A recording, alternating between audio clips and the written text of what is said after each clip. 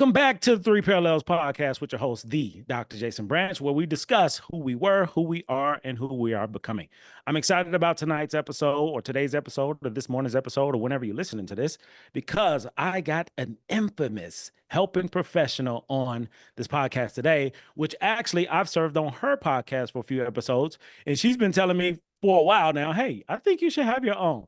So after you hear that so many times, you decide or you make a decision to get out of your own way to do those things. So I'm excited today because now the roles are reversed and I get to have the infamous LaTasha Toney on my show today. So I'm very excited. A helping professional, a licensed social worker who has a very unique lived experience, who's going to share herself with you all today. So Oh please my. welcome. Thank you. Thank you for allowing me to be here. I'm so excited for your new podcast. Thank you. Thank you. You served a huge piece in this coming into reality because you tell me every time, every time that I Oh, should be doing this. So I really appreciate the love. you're welcome. So let's dive right in. Let's dive right in. So we're curious. The audience, the listeners are curious. What made you decide to become a helping professional? How did you get into social work? And what made you decide this is what I want to do in my life? Oh, just since I can remember, being a small child, I've always been a person that helped people. I can recall being in elementary school. I would be done with my work and I was told, hey, help this student with their work. So, that I was just curious about, people, their behaviors, just different things. But actually, I took a course in high school called psychology. And I remember my teacher, Mr. Ernest Moore, saying that you are the sum of your experiences. I was like, wow, that sounds like so interesting. I just wanted to, invest my career in just learning more about people and just who they were and why they did what they did. And so I planned to take psychology when I got to UAB, and I did take it. I I got a D in my first psychology course. I had to retake it. I got a C, and I wasn't too impressed with psychology, and I didn't know what I wanted to do, so I ended up just deciding on different majors. And I can recall my grandmother was in this assistant living place, and there is a social worker there who'd help her. And I was like, oh, that sounds interesting. So that's what made me want to be a social worker. So I ended up changing my major to social work, and here we are. Wow. And originally, I wanted to be like a clinical child psychologist or a child psychiatrist, but I didn't like psychology, so I didn't go that route. I just went the MS and again my master's in social work. I ended up becoming a therapist through that. And I've Yeah. worked in psychiatry and different things. So Yeah. yeah. So how do you like this work? Like to be a person who've always just been someone to listen or people reach out to you, want to pick your brain about things, for that to be your lived experience. And now this is your job. This is your profession. How is that experience for you? Well, I think with the job, there's always a goal to what we're doing that's Uh-huh. different than being a person who people reaches out to. Uh-huh. So it's a good thing. I really learned how to set good boundaries in my professional and personal life. And I also know I'm not like superwoman. Like I think that was part of me early in the field. I wanted to just kind of like save and help everybody. But over time I've learned that, I'm not anybody's savior. So Ooh. Ooh. that took a lot of pressure off of me. Uh-huh. Real quick to the listeners, I hope you got your Gator Scales journal because she's dropping bombs. She's dropping bars. Okay. Y'all need to write this stuff down. That superwoman mentality, she recognized it. She tries to do something different. So I'm curious. I would love to hear you share more about who you were, because who you were was superwoman mentality, and who you are now is someone who has very healthy boundaries. So how did you make that transition, and who would you describe who you were and then where you are, because everybody doesn't have that ability to establish those healthy boundaries. Say, I've always been a person who kind of just said what was on my mind, and that was just me. But I learned over time that was not a good way to be, to have people to be around you. So I kind of learned to appease people in order to Mm. keep relationships. And then I had people in my life who I was trying to appease, and they still were not happy. Things came to an end. I'm like, okay, oh my gosh, like what is going on here? And so I realized I had to do something different. And I've worked in jobs where I would do my job and other people's job. And I was like so burnt out, overwhelmed. And it got to the point where I had this one job. I was like, you know what? Your work should not be that stressful. You should actually enjoy going into work. You shouldn't be overwhelmed with doing your job and other people's jobs too. So I just had to have like realistic, ideas about what it is that I'm supposed to be doing and just focus on that versus trying to be everything to everybody. So it was just like a mindset shift, just understanding, who I am and what my role is for here. And I'm not here to do everything for everybody. So it sounded like some life kind of was life, and they gave you Life some. was life, and I learned some life lessons. Yep. Okay, gave you some lived experience of this superwoman Hmm. thing. It's just this ain't it. This ain't it for me. Yeah, and it's like people like it when you're that person who's always giving. They love that. But that gets draining. Mm, If I'm like drained, I'm dried out, who's like refilling me? yeah. So I had to have people in my life who fill into me. And just, I say, I have to have Red Sea relationships, not Dead Okay. Sea. Dead Ooh. Sea, it's Ooh. like people just bring their stuff and just kind of get stuck there. The Uh-huh. Red Sea, it goes both ways. So I Wow. need people in my life who pour into me and I pour into them, you know? Wow. Yeah. So Red I think Sea and the we Dead Sea. yeah, because like, we think about like Superwoman. Um, it's like she's doing all these things. Like, who's really there for her? Nobody. So it's Yeah. like, who does that benefit? People are Mm. excited that she saves the day, but who's there to help her? Yeah. So it sounds like you have a lot of experience of, it sounds like the letdown, like just always being there to support, to assist, to save, and then this constant disconnect of reciprocity. Yeah, And that. And then, I had some anxiety and some depression too. And I think that when people think about depression, they think, oh, this person is sad, they're just crying all the time. But that's not the only sign of depression. You got like irritability, lack of motivation, guilt. I say false guilt. So it's like you have all these things that you're dealing with. And I think when people express this in one way, it's easier to empathize with them. But if they're like appear to be like, irritable, angry, all this kind of, it's kind of hard to empathize with them. So I had to learn how to have some compassion for myself and mm, not look for other people to give that to me, which I do have people in my life who give it to me, but I had to really learn how to do that for myself. yeah, yeah. So it sounds like you've been learning by doing, by living, like especially being Hmm. in this profession. And oftentimes a lot of helping professionals are under the impression or expectation that we're supposed to have it together already. Ooh, no, we don't.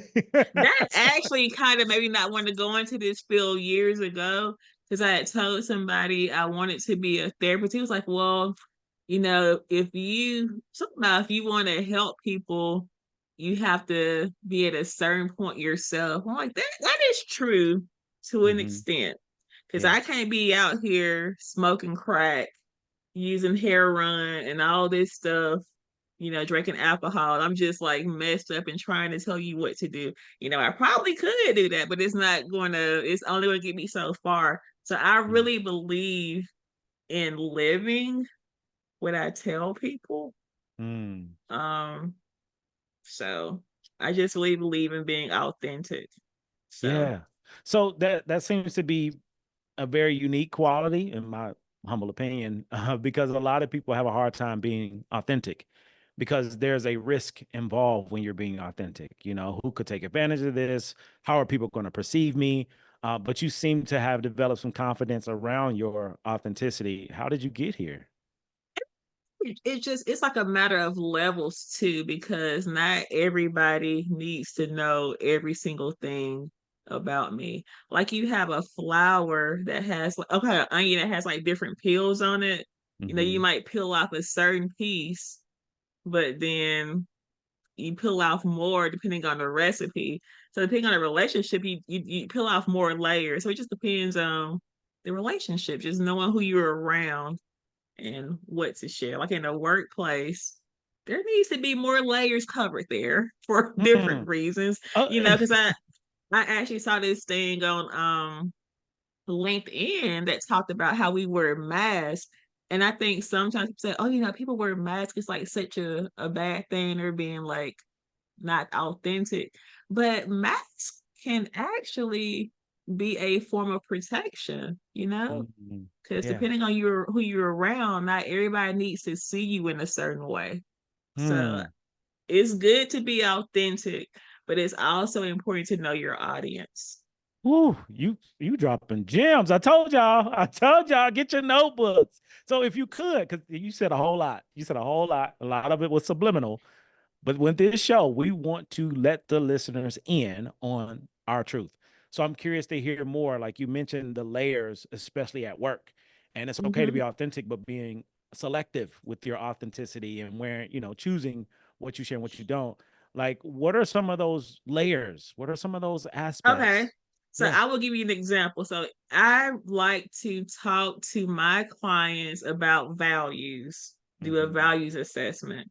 And Yeah. so I think when it comes to work, we all have values that help to guide our work.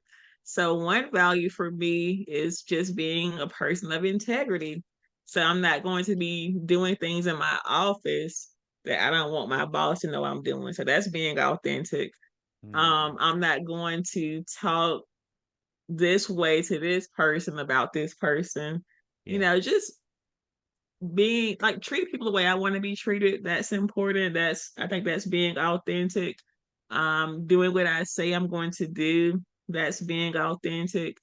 Um, if I say sometimes I like to like overestimate when Hmm. something might need to be done. So that way, if I do get it done quicker, you know, people are like, okay, you know, she actually kept her word versus saying, okay, I'm gonna get this done tomorrow. And I know I'm good and well. It's gonna take me a whole week to get this done. So just Yeah. keep Yeah. being a person of my word. Gotcha. Gotcha. I love it. So I'm curious because I could use your help with this. A lot of the listeners are graduate students, doc students, master students who are in the helping profession and they're growing and changing through their program, through internship in their career, but the people around them aren't growing as fast or Whew, at all. that's rough. So could you please share with us your experience with that? Oh, it's a lot there. It's a whole lot there. You would have to ask me that question. Um, say just remember that who you are was not always who you are. Mhm. And people change at different levels and paces. Yeah. Um, and sometimes we have to have realistic expectations of other people. You Mhm. know, I think it's Maya Angelou who said when people show you who they are, believe them the first time. So we can like we have this person and they're like orange. They've shown you orange all this time. Mhm. So believe they're orange. Don't think that they're pink or they're purple. They show you orange. So let people, if they show you that they're this way, believe them. You know, Mhm. people like, you know, try to say, oh, you know, oh, I'm so sorry. I did this, I did that. But they keep doing the same stuff. So they're showing you, you know, who they are. So you have to decide, okay, if I know this person is orange, do I want orange people in my life? Am I okay with them being orange? Okay, if they're an orange person, when it comes to my relationships, should they be in like the associates level? Should they be like maybe just, you know, a person I just see in passing at church level? Maybe I see them in class, or could this be an actual friendship? Can it be a close person? So we have to, oh my gosh, my friend Latrice Daly, she Mhm. said this quote all the time. Somebody told her, I'm probably going to butcher it. We have to put people in their proper place to prevent problems. Ooh, one more time for the listeners. We Yes, have yeah. to put people in their proper place to prevent problems. Wow, that's powerful. That's powerful. So if they're orange, where do orange people belong in my life? If Yeah. they're green, where do I place green people? Where do I Hmm. place red people? So just knowing, what is my purpose for interacting with this person? Because we sometimes we have people who've been on for like years who, like you said, we're growing, we're changing, and they're still talking about, yeah, when I was in college, girl, we went clubbing. I hate clubbing. I hate clubbing now. Why are we talking about that? There's other things. Like, let's talk about going hiking. Let's talk about going to this restaurant. Let's talk about this business thing. Just think Hmm. about what your interests are, and where can I go to find people who are like minded.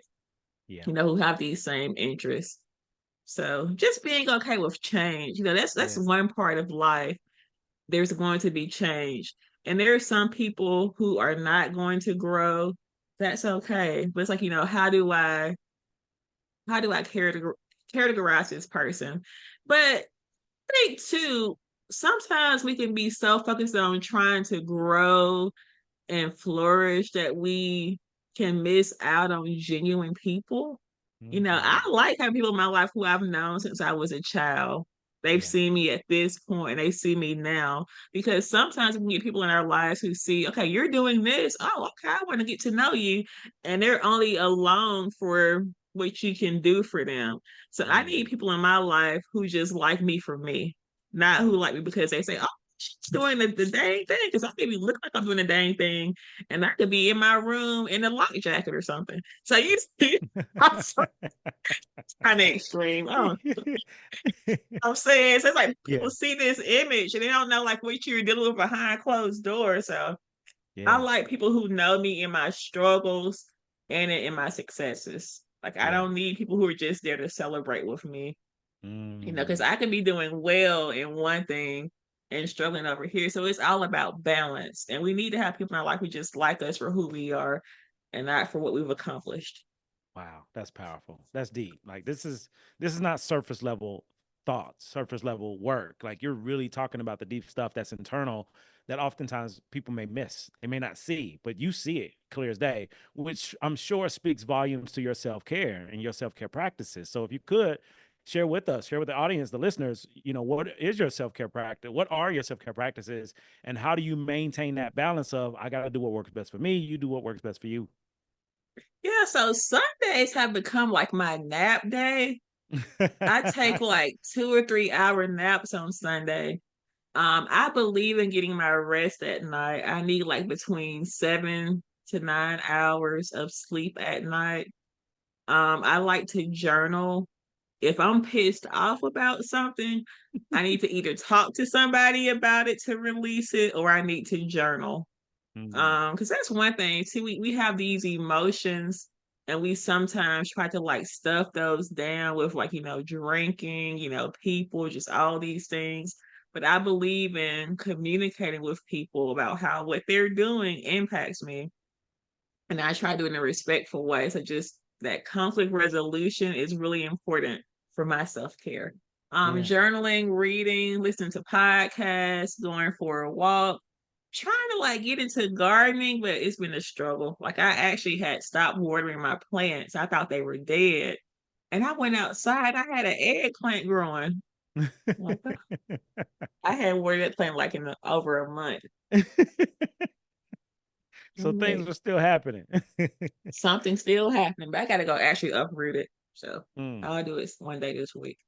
I love it. I love it. Self-care at its finest. So I'm curious, like it sounds like these skills, these techniques you learned over time. You learned in different ways. Like, Mhm. did you grow up with this mindset mentality? Did it come from the profession? How did you become this version of you, especially taking That care of yourself? that is something I forgot to mention too. I have a therapist, y'all. I'm a therapist who has a therapist. I see my therapist Ooh. every other week, and I'm Mm, honest with her about what's going on with me. Um, so just going to therapy over the years has been really helpful, because some ways that I were, had I not gone to therapy or had I not received certain information being in this field, I would have not been operating this way. Like I Mm. probably could have not have made this progress because I'm able to, interact with different people. It requires a lot of work to do that. Yeah. Yeah. So, So so I I am was curious. like very sensitive at one point. Yeah, I love that you talking about therapy. You've gone on therapy, you sharing it, and feel free. This show is about that. So if you want to shout out your therapist, you can actually do that. I'm not. So Mm-mm. so you're welcome to it. But I'm curious, like growing up, was therapy talked about in the home? Did your mom and dad go to therapy? Like, how did you make Nope. this transition into Nope. therapy? So because I actually probably should have been in therapy as a child Mm, because my mom's only living brother was shot and killed when I was 5 years old. My brother had a tragic death when I was 11. My dad had his issues. Him and my mom had their issues. So I mm, should have been in therapy. And I actually had like a mentor, and I think I would just like focus on how I wanted things to be when I mhm, became an adult. Somehow I just thought about, how I want to be a professional. I want to go to college. I want to have a family. I don't have that family now, but it's okay. Thought about things I wanted to do one day. I had people around me who I saw doing certain things. I said, hey, I kind of want. So I just kind of had people who were like, I looked up to them, and that helped to motivate me. But I actually went to therapy for the first time. I was actually in this graduate program, and I was like struggling. I was struggling. And so I reached out to the graduate program. It was like the psychology graduate school or something like that. And they mhm, had this student who was a therapist. So that was my first time going to therapy. And I can remember, I don't know why, but I wrote my dad this long letter about why I was like so angry at him about some things. And I think I gave it to him. Um, because I'll tell you like one time, and then I think it was like in 2011, we had that tornado in Pratt Cities, Tuscaloosa. And so I can mhm, remember like being at work, and I was like, oh my gosh, I'm just like so overwhelmed by this. And my boss was like, have you thought about going to therapy? And I was like, I really have not. And so we mhm, had like free sessions through my job. So I was able to use that, and I was able to see this therapist, and she was like oh my gosh, she was like amazing. But she would only see me for like 4 sessions. I ended up mhm, going to this different lady, which I didn't gel too well with her. But that first therapist I saw, she introduced me to the cognitive behavior therapy model, how mhm. our thoughts, feelings, and behaviors are connected. Yeah. And she kind of helped me to learn how to reframe my thoughts. And so my therapist I went to for the longest time, she was like a CBT based therapist. She was also like a marriage and family therapist. So I Mhm, think she kind of helped me to understand some of my family issues that I had dealt with. And then just actually being in the field and just learning about, like I said, I worked in inpatient psychiatry for a while. So mhm. really 8 years. So I learned a lot about anxiety, depression, schizophrenia, addiction, just, different behaviors, trauma, how people often do things to cope. So just seeing people, what they were going through, and just doing my own work, it just really helped me to Yeah. get here. But I'm not perfect because I'll still go off. Don't push me too hard because I'll. It was like, you are so sweet. You're so sweet. Do you ever get mad? I was like, yes, I do get mad. Yeah. You just don't want to see that side of me. Like, why would you want to see that side of me? You keep her up. You put her up. Put her on the For the front. most part, it takes a I lot love for it. her to come out. Yeah. Yeah. And I've Yeah. learned too, I don't like to be stressed. So Hmm. I try to keep my stress as minimal as possible. Yeah. Yeah. Wow. Wow. And So I do that by managing my energy level. So mm, so your self-awareness is off the charts. Like it's off the charts. I promise. And this your norm. Like this is just how you live. But just hearing it is like, this is not the norm. This is not the norm, especially for people of color, specifically, in my humble opinion, especially Black people specifically. We don't do that, and oftentimes we don't look at us or do that work for us because it's perceived to be selfish. And anytime we put this label, selfish, around something, it's this idea that that means everybody else is excluded and it's all about me. And that's not necessarily true. No, So go ahead. I'm gonna say something. So I Yeah. actually look at self-care as being self-stewardship. Mm, If I'm stewarding myself well, then I'm better able to serve those around me. If I'm mm, not taking care of myself, I can't help you. yeah. So, Yeah. and that's like medical appointments, Hmm. taking some antidepressant medications. It's gonna be real, keep it real. That adds up a lot too. Yeah. Getting that exercise in, that sleep. Um, and I don't think we want to talk about medication all the time. Sometimes we need some medication to help balance us out. It's okay. I It's love okay. it. I You love it. don't Did have y'all to hear that? announce it to everybody, but it helps. So, Yes. oh goodness. Did y'all hear that? Listen to the listeners. This is a Black woman who's a therapist, who's a social license. I mean, she up there. She goes to therapy. She takes medication. There's no shame. There's no guilt. There's nothing, and it helps. But I also want y'all to pay attention. It's not just therapy. It's not just medication. It's both. It's both. That's the most effective, is being able to manage both. So we're gonna switch gears for a moment, look into some rapid. Really, I just told you I take medication. You got to cut that part out. No, we keeping that. Please know this is live. We keeping I'm it. not telling y'all what I take though. Yeah, that's cool. Keep some I don't take confidentiality. Xanax. Okay. Keep some confidentiality. That's cool. So, like you said, the wearing the mask. I share what I want to share. All right, some rapid fire questions. I appreciate you sharing your truth, because you never know how many people listening to this podcast hear what you say about it and decide for themselves to do something different. So please know And your you story. know, Go ahead. it was really hard to accept that I need this to Hmm. help me to be balanced. But if we have, arthritis, what do we do? Absolutely. Absolutely. We would much rather take medication than go to physical therapy. If we can't see, we got to put on glasses. If we Absolutely. have cataracts, you know, we Yeah. got glaucoma. So it's like it's okay to take medicine, and not everybody needs to be on it for life. Like there's Hmm. some people who just do some lifestyle changes and they Yeah. can be fine. But it's just knowing, who you are and what your needs are. Because like we have these chemicals in our brain that can Hmm. impact, how we function. So that's the medication just helps it balance those things out. So I just encourage people, go to your primary care doctor first and just rule out anything you might be having, like any sleep issues, irritability.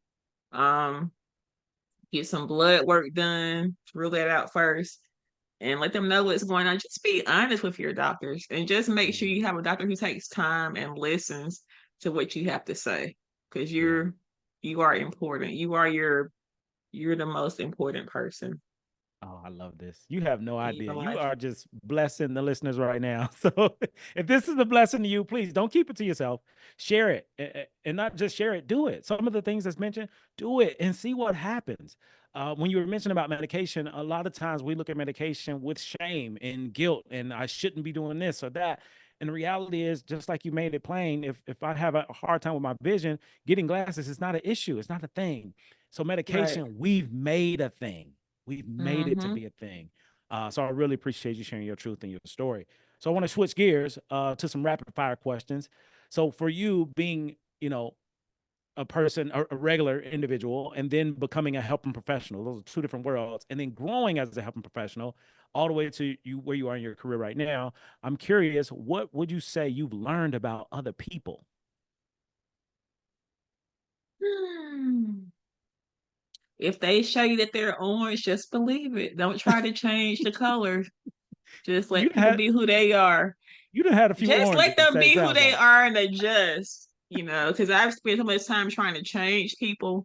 Just accept them for who they are Mm, and just I love it. decide, what does this mean? Does this mean I'm going to talk to them like once a year? I'm Hmm. going to stay in touch with them weekly. So just have those realistic expectations for people. Love it. Love it. Love it. What would you say you've learned about yourself over the years? Mm,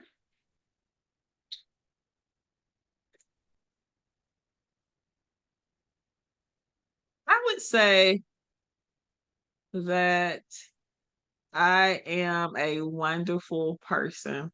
I think for a lot of years, I looked at other people to define me and who I was, but I just really have learned to accept myself for who I am. Yes, there are some areas that might not be perfect, but overall, I'm a wonderful, well-rounded individual. So I'm amazing. So Ooh, say that. Say that. I I don't love need it. anybody else to co-sign. But thank you for Ooh, co-signing. I wasn't trying to throw no shade your way, Dr. Branch. I was just saying, I just really believe that, I'm okay. I'm a good person. I'm wonderful, yes. whether Yeah, people because see if it or no not. yes, because if nobody else believes it, like I gotta believe it for me. So I love But that. I am, because the thing was, people would tell me things. I was like, oh, they're not talking about me. They don't really believe that. Like, I didn't really believe it. I'm like, Mhm. I'm actually a pretty amazing person. I really am. So, Yeah, I think most of us are. I really do. no, We just you're don't believe not. it. Not most of us. I'm sorry. I'm giving too We much all credit. have good qualities. I'm I'm gonna get giving put too off much your credit. podcast. They were like, this You lady, you I thought good. she was encouraging me, but she just said most of us are not amazing. Okay, everybody has great things about them. Okay. We'll take it. All right. So, what would you say is your proudest moment or proudest accomplishment? Oh my goodness.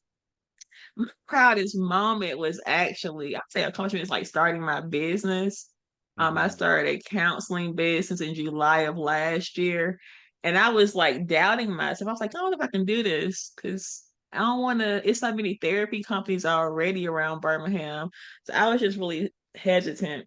So the fact that I can say I've had this going on since July of last year, um, I started taking clients this year.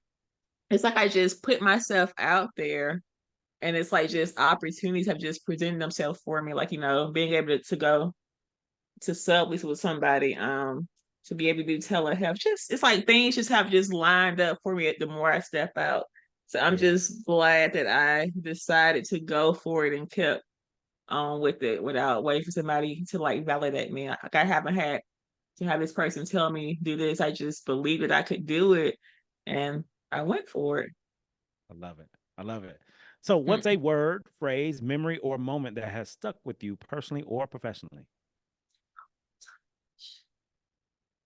You are the sum of your experiences, but you get to decide what that summary becomes. Ooh. Bars. Bars. Listen, if y'all not writing this stuff down, we got some other issues going on, okay? Please write these notes because it's going to help you in some type of way. The purpose of this podcast is for transformation, meaning if I do any of the things that's recommended by the guest or myself, then my life can change. Anytime you make any change, take a risk, choose to do something different, your life will change. So she's sharing some life changing information if you're listening. Next question.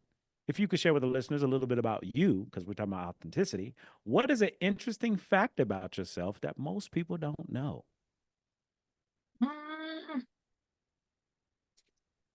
What is an interesting fact about me that most people do not know? That when I was young, I had like a terrible fear of public speaking. Like it was so bad that I couldn't like I grew up in the church, and like we would go around the offering plate. Like my anxiety was so bad, I would go into the bathroom until they were done with like the offering passing or like the altar prayer, because it was just I had so much anxiety. And so I had to actually enroll in Toastmasters as an adult, and it helped me to overcome my public speaking.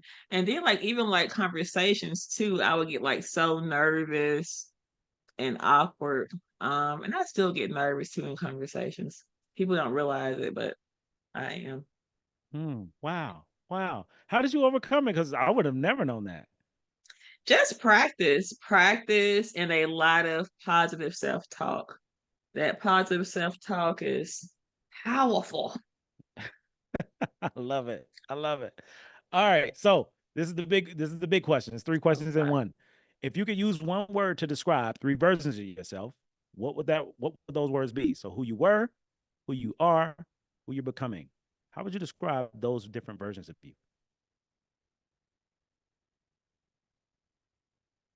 Unfinished. Come on. Ooh, come on. Mic drop. We're done. Mic drop.